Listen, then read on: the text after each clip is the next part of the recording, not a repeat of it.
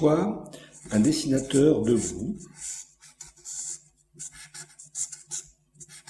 qui regarde à l'horizontale, donc parallèlement au sol. Il observe des personnages plus ou moins proches ou loin de lui. Ces personnages font à peu près sa taille.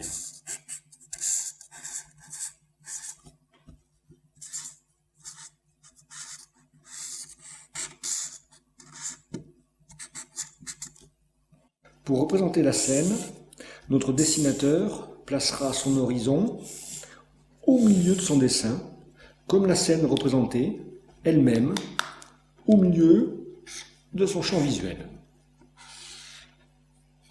Il constatera que tous les personnages ont les yeux au même niveau, au niveau de son horizon. Le personnage central, lui, occupe la moitié inférieure de l'espace observé. Il a les yeux sur l'horizon.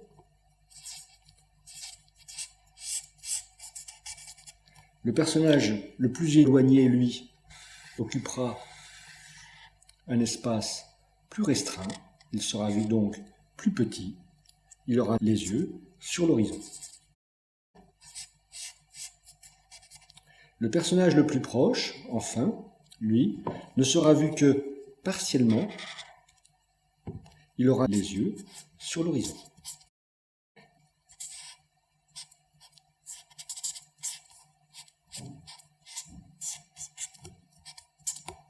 Analysons ce qui se passerait pour un dessinateur qui serait assis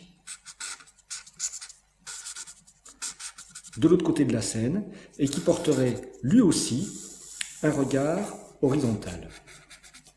Pour lui, comme pour le personnage debout, l'horizon est au centre de son dessin puisque son regard est centré sur l'horizon.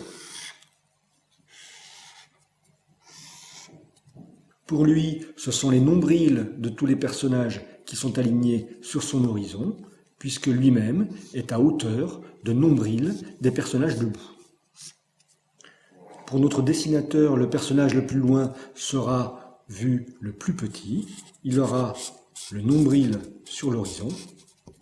Le personnage entre les deux autres sera visuellement plus grand. Il aura aussi le nombril sur l'horizon. Alors que le personnage le plus proche, lui, ne sera vu que partiellement. Il aura le nombril sur l'horizon.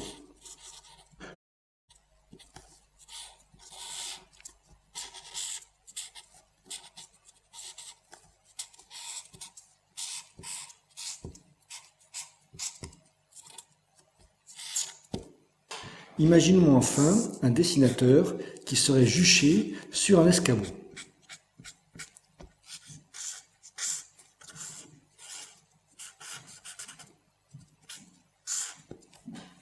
Il se trouve à double hauteur des personnages debout et porte lui aussi un regard horizontal.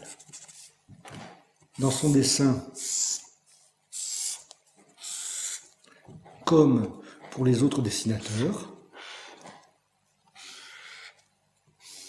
il verra l'horizon au centre puisque son regard est résolument braqué à l'horizontale.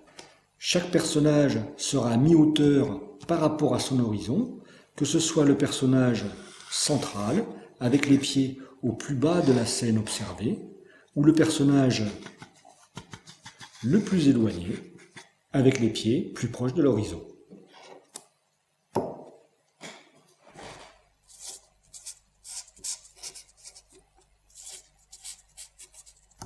Le personnage le plus proche ne sera vu que partiellement, ses pieds seront en deçà de la zone dessinée, sa hauteur reste néanmoins à mi-distance de l'horizon du dessinateur.